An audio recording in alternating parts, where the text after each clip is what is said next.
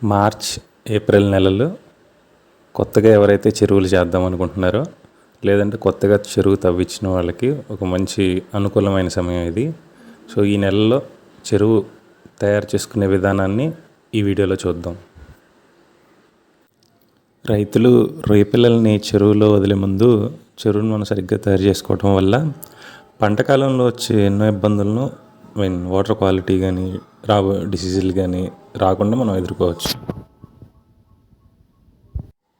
ముందుగా రొయ్యల చెరువులో ఉన్నటువంటి చెక్ ట్రైల్ని అలాగే ఎయిరేటర్లని వీటన్నిటిని బయటకు తీసేసి వీటిని బాగా ఎండబెట్టి వీటిపై ఉన్నటువంటి నత్తగుల్లల్ని అలాగే పేరుకుపోయిన నాచుని ఇవన్నిటిని పూర్తిగా తీసేసి శుభ్రం చేసి ఒక శుభ్రమైన ప్లేస్లో పెట్టుకోవాలి. సో ఇలా తర్వాత చెరువులో ఉన్న నీటిని మొత్తం తీసేసి సో ఎండిపోయిన నత్తగుల్లల్ని అలాగే చిన్న చిన్న చేపలని మొత్తం ఏరిపారేయాలి. తర్వాత సేంద్రియ వ్యర్థ పదార్థాలు ఎక్కువగా చేరడం వల్ల ఏంటంటే నేల అడుగు భాగం అంతా నల్లగా తయారవుతుంది. ఈ నల్లగా తయారైన మట్టిని 1 నుంచి 4 అంగుళాల లోతు వరకు మనం తీసేసి దూరంగా పారేయాలి. తర్వాత చెరువుని 20 నుంచి 30 రోజులు బాగా పగుళ్ళు వచ్చే వరకు ఎండబెట్టాలి. ఈ విధంగా చేయటం వల్ల వ్యాధులు వ్యాపించకుండా డిసీజులు రాకుండా బ్యాక్టీరియా డెవలప్ అవ్వకుండా ఇంకా ఈ ఈ నత్తలు కానీ ఈ చిన్న చిన్న చేపలు కానీ ఈ గుడ్లు కానీ ఏమన్నా ఉంటే లోపల ఇటువంటివన్నీ చనిపోతాయి. కొంతమంది రైతులకి చెరువుని పూర్తిగా ఎండబెట్టే అవకాశం లేనప్పుడు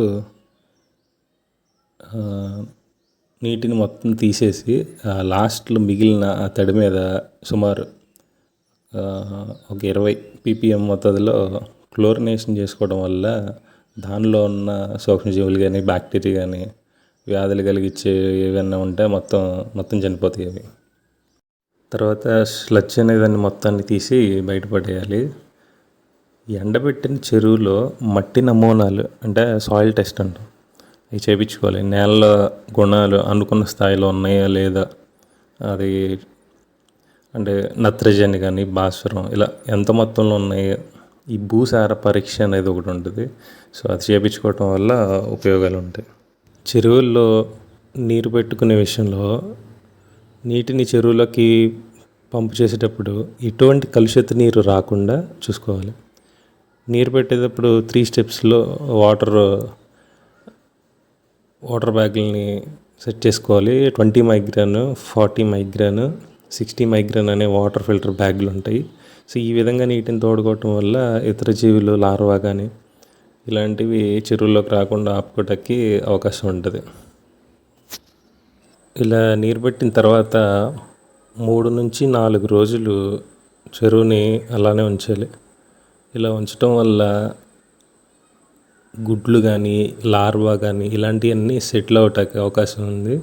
ఆ తర్వాత వీటిని చంపటం కోసం క్లోరినేషన్ చేయాలి. సో 40% క్లోరిన్ ఉన్నటువంటి బ్లీచింగ్ పౌడర్ని చెరువులో కలుపుకొని ఆ తర్వాత చెరువుని ఒక 5 రోజులు అలానే ఉంచాలి. ఎటువంటి క్లోరిన్ ఇంకా ఏమీ లేవనుకున్న తర్వాత వాటర్ క్వాలిటీ ల్యాబ్లో చెక్ చేయించుకోవాలి. ఆ తర్వాత నాణ్యమైన రొయ్య పిల్లల్ని ఎంపిక చేసుకొని సో అప్పుడు రొయ్యల్ని చెరువులో వదులుకోవాలి. ఇలా చేయటం ద్వారా రాబోయే పంట రొయ్య ఎటువంటి ఇబ్బంది పడకుండా పంట అధిక దిగుబడి వచ్చే అవకాశాలు ఉంటాయి. వీలైనంత వరకు చెరువుని ఇలా తయారు చేసుకోవాలి.